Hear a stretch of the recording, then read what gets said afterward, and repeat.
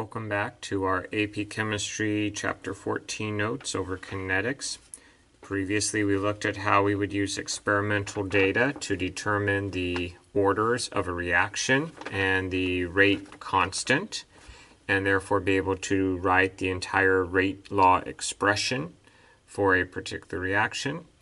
But we might want to change the question and not just be what's the rate law expression, but maybe we want to ask a question like, when would half of the reactants be left over? So to be able to answer a question like that, we have to use some different expressions. We call these integrated rate laws, and if you're in calculus, you know what an integration is. It's the area under a curve. And from the integrated rate laws, we can figure out questions like when would half the reactants be left over, or after how long would it take for a certain amount of time, for the reaction to reach some level, something like that. So let's talk about a hypothetical equation of A forming products. So just one reactant, we're going to keep it simple, one reactant forming products. And if that turns out to be, if we experimentally determine that it is first order, our rate law expression, integrated rate law looks like this. And this is on your blue sheet. Okay, so you can see that we have the concentration of A at some time, and the concentration of A original, that's 0, time equals 0, is equal to, and then we have a coefficient, which you can assume is 1 unless you're told otherwise, a rate constant, and a temperature time. So let's give this a try. A lab involving crystal violet, can you guess why we call it that? Starts with a concentration of 0.85 molarity and has a rate constant of 0.033 per minute. What is the concentration after 12 minutes? So here's my equation. They like to see your equation on the test, so check, got my equation done. Now we're going to plug in our numbers. We are looking for this concentration at time of 12 minutes. So that's our x, that's what we're looking for. What was the concentration originally? 0.85 molarity. Now A is 1 unless we are told otherwise, so I'm not going to bother writing that. What is K? K is the rate constant. We're told 0.033 per minute. And I'm going to multiply that by T. Now the time is 12 minutes, and it's fortunate that those match, otherwise you would need to convert. Check out how a per minute and a minute cancel, and the molarity is still around because that would be how we get the molarity there. So now I need to plug this into my calculator. I'm going to find the natural log of x by taking negative 0.033 times 12 plus the natural log of 0.85 molarity. Lots of fun calculator time, right?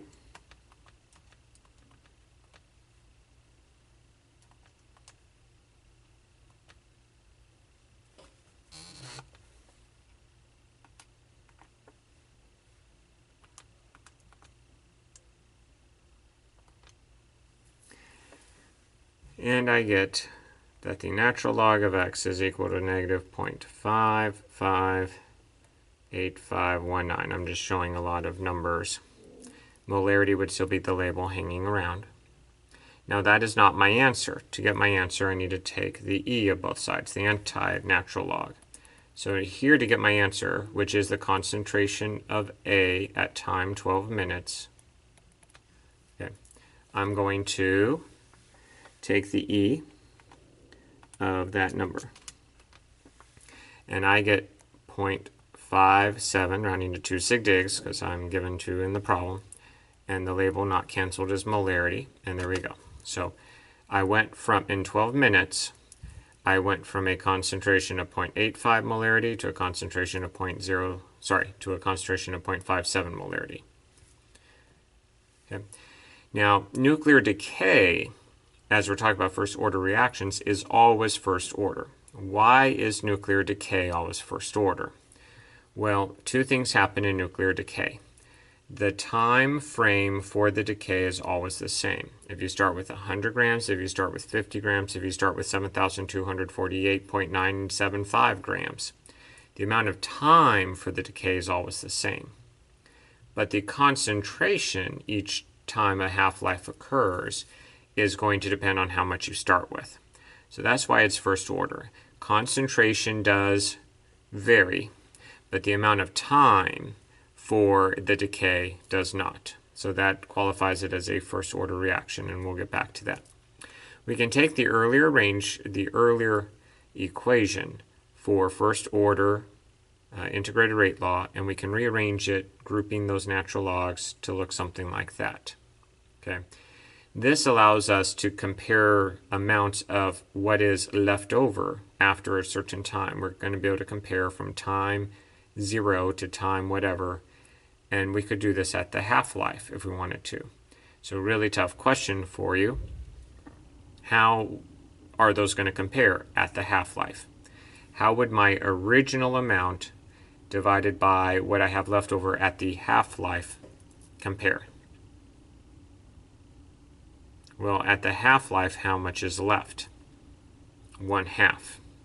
So if my original amount was 1 and I'm dividing by 1/2, we can simplify that fraction into 2. Prove it to yourself if you need to. So this ratio inside the parentheses that I'm going to natural log would be 2 if I'm dealing with a half-life of a first order reaction, like we would for nuclear decay. Okay. So radioactive atom decays to form less energetic particles, blah, blah, blah. The overall rate constant is that. What's the half-life of this reaction? Now, when I'm asking what is the half-life, I'm looking for that time. So I'm going to take the natural log of, oh, wait a minute, we're not told an original amount of A, or we're not told an amount of A at time t. So whatever shall we do? Well, what did we previously say? All of that can simplify to with half-life in first order, 2. So really my formula is natural log of 2 equals k times t, and k is given. So to find the time, which is lowercase t, so it's not confused with capital T, temperature, I got the natural log of 2 divided by whatever my k is, which is 0.0450 per seconds. So my time would come out in seconds, and again, it's super fun, calculator time. So we're going to take the natural log of 2 and divide it by 0.045, and I see that my half-life in seconds is let's round to 3 sig digs, 3.79 seconds. So every 3.79 seconds, half of what I had is now gone, so half of it's left over. So if I started with 50 grams in 3.79 seconds, I'm down to 25 grams. Another 3.75 seconds later, I'd be down to 12.5 grams. Another 3.75 seconds later, I'd be down to 6.25 grams, and you get the idea. Yep. Now on the formula chart, you don't get that, you get this for half-life. So how does this match? How does that match that? Well, let's take this and rearrange and simplify at the same time. We're doing the natural log of 2, and A we can ignore because it's a 1 unless we're told otherwise. So my formula for half-life is that the time for reaching half of the sample left over is the natural log of 2 divided by k. Guess what the natural log of 2 is equal to? That's right, 0.693. So on your AEP formula chart, meaning they could easily ask you to calculate something with this formula, to find the half-life, you would simply need to take 0.693 and plug in the given value for k, assuming it's first order. This is for first order half-life, which is a radioactive style of half-life. What we could also do is plug in the known time for the half-life and solve for the rate constant. That would be another option. So it's an equation with 2 variables in it, and you'd be given one and asked to just find the other. Okay. Now what if the reaction is second order? Well, if the reaction is second order, we have a different form of the equation. The symbols still mean the same thing. This is also on your blue sheet because it's on the AP formula chart, so they could ask you to calculate this. Let's figure out how this would work. So 1 over the concentration of A at whatever time I'm looking for. So what's the amount of time to have half the reactant remaining if that much of A was initially present? Okay. Well, wait a minute. I am most certainly given my original concentration, but I was not given my concentration for some time. I'm going to plug in my rate constant while I am working, and we're looking to solve for time.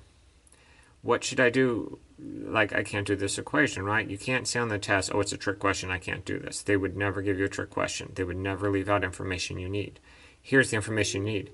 Half the reactants remain. So if I'm starting with 4.10 and half of that remains, I'm going to have 2.05 times 10 to the negative 2 molarity, literally half of what I had going on there. Okay, so again, it's going to be fun calculator time. I know you just love exercising your mathematical skills, but honestly, this equation is on the AP formula chart, so they could ask you to solve this equation.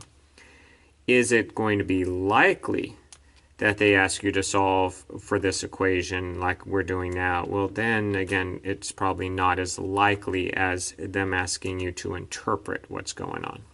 Okay. So the left side of this is 24.3902. I've got 0.622 per molarity per seconds. I've got time.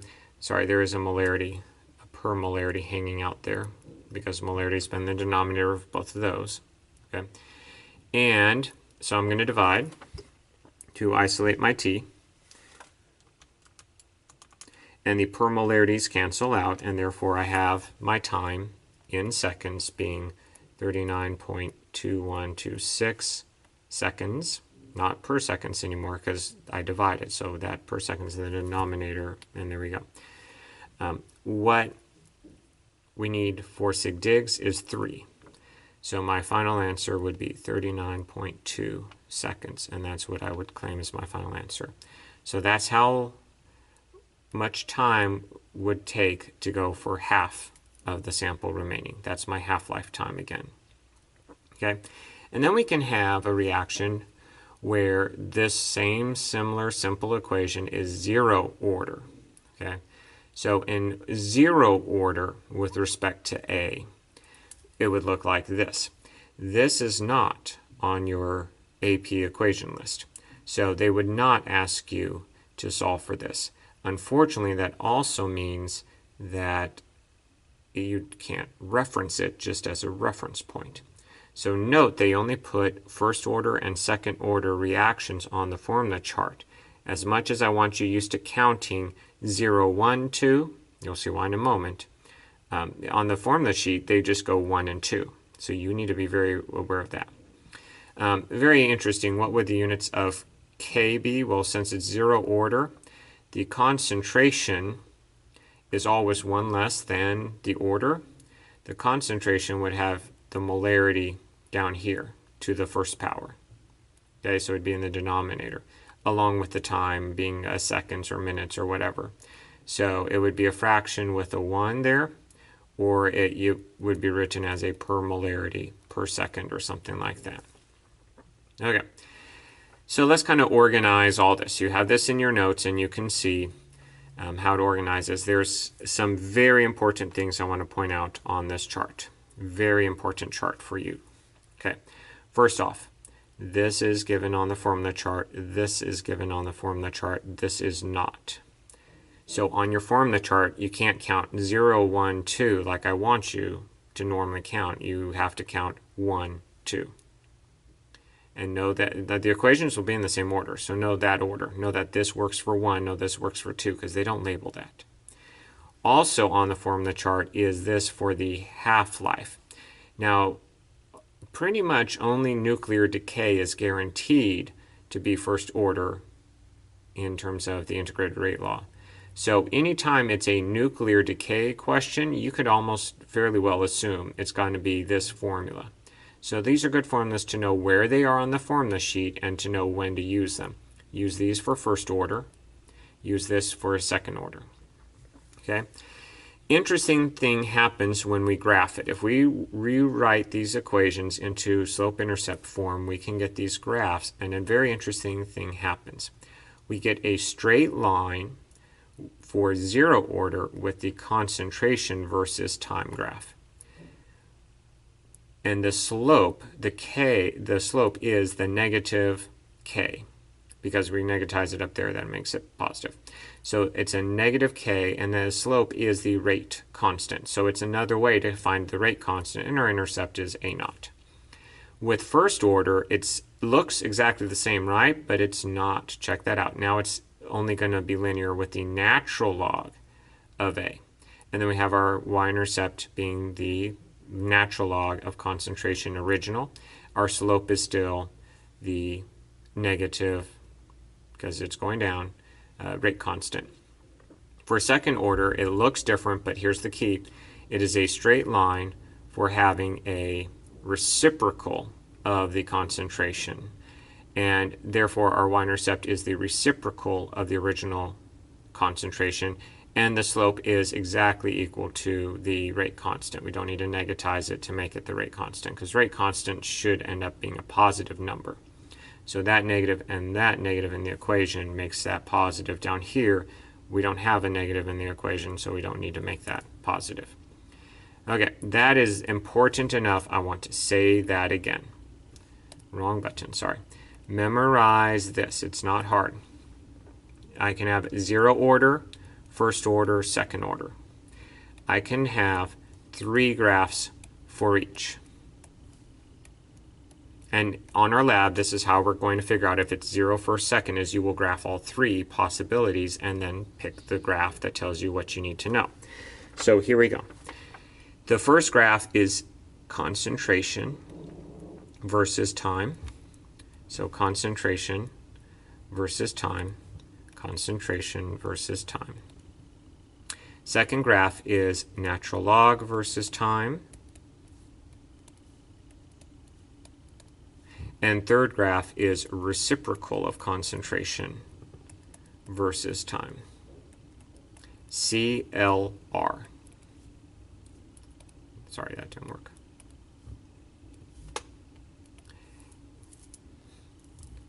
CL.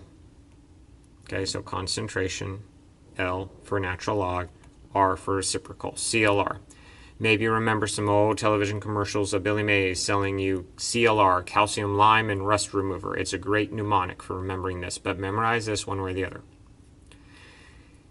For zero order, the line on the concentration graph is a straight line. The line on the natural log graph would be a curved, well, I'm sorry.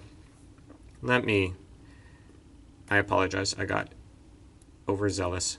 Okay. The line on the first graph is straight line, but it's straight down. For zero order, concentration versus time, straight line. Okay.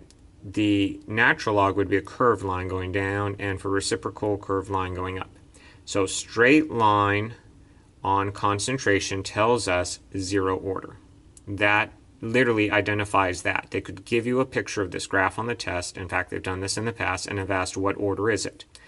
Or they could ask, if it's zero order, which of the following graphs would be the way it would look. And you'd find the one that looks concentration versus time in straight line.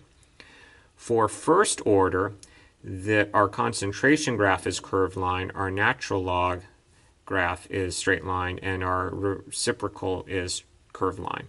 So the L, C, L, we're going in order. L tells you first order. So C for zero order, L for first order, R then for second order. Here's our straight line telling us second order. What would these other two graphs look like? Curved lines. Okay. So find some way to memorize this, but you should be able to, based on the order, pick out the correct graph that would show a straight line. You should be able to, seeing a graph with a straight line, know, hey, if I see C, it's zero order. If I see L, it's first order. If I see R, it's second order, which is why I like the mnemonic CLR, calcium lime rust remover. But you have to start counting CLR at 0 for 0 order. We start with 0 order. Students mess this up and want to go CLR and then go first, second, third. Do not do that. It is C for 0, L for first, R for second, and you want to start counting with 0. So be careful. Again, there is no 0 order integrated rate law equation on the AP test, which means that you start counting the equations on the formula chart at first order. It has first and second order only. But don't forget 0 orders where we actually start when we talk graphs and CLR. Okay, so good luck with this. The graphs portion is, I would be shocked if something about this was not somewhere on the test this year. It would be absolutely shocking to me that they got through an entire test, a test with roughly over 80 questions, and not one of them was about this. That would absolutely shock me. This is super important, this is super easy, and is super useful, as we're going to find out in lab. Okay, so good luck on your assignment, and I'll see you next time.